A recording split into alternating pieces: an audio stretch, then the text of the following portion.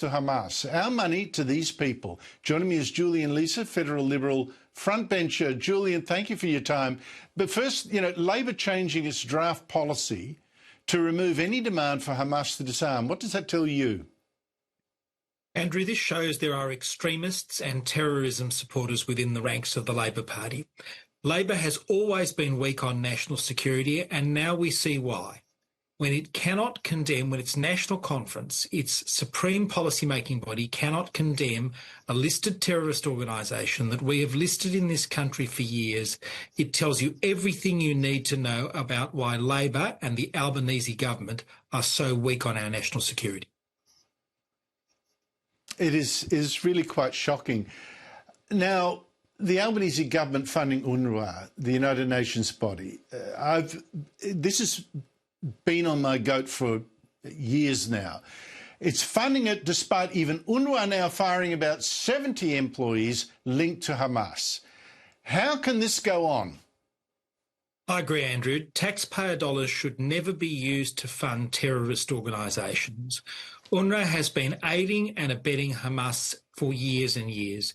And what I think is extraordinary is even after these 70 people have been fired, even after there's been a clear link between UNRWA and October 7, you've got Labor frontbenchers like Chris Bowen defending the government's decision to keep funding UNRWA instead of condemning the terrorists. This is the reason why, when the Liberal Party was last in government, we cut all funding to UNRWA, and that's exactly what this government should do too. Yeah, but honestly, why does this need to be talked about now? Hasn't Labor learned from the Bondi massacre? I mean, and then recognising a Palestinian state that still is crawling with corrupt people and Hamas terrorists, etc., etc. I mean, or the area is, there's no state. I mean, what are the lessons that Labor has actually learned that you can see? I don't think they've learned any lessons at all, and you can see it in their resolutions. Every year when they have a national conference, the resolutions get more and more anti-Israel, and they keep making excuses for terrorist organisations like Hamas. Even after Bondi, this is a disgrace. Now, Julian, I know you're not the party's spokesman on foreign affairs, although I suspect you'd be a very, very good foreign minister. But I mentioned at the top of the show Anthony Albanese's sexist mockery of Japan's Prime Minister, talking about her melons and then gesturing around his chest.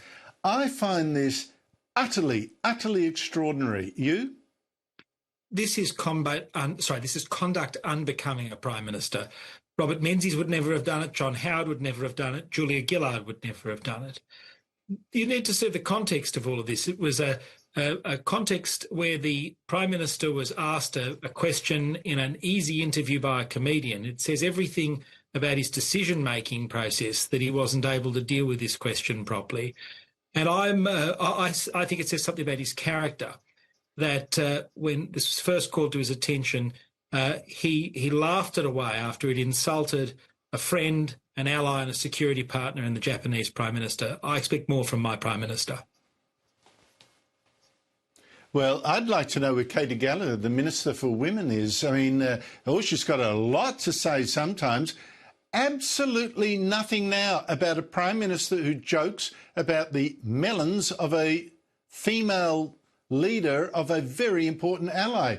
I would have thought this was something she had an opinion on, but apparently not, Julian. But if you hear from her, please let me know. Julian Leeser, thank you so much for your time.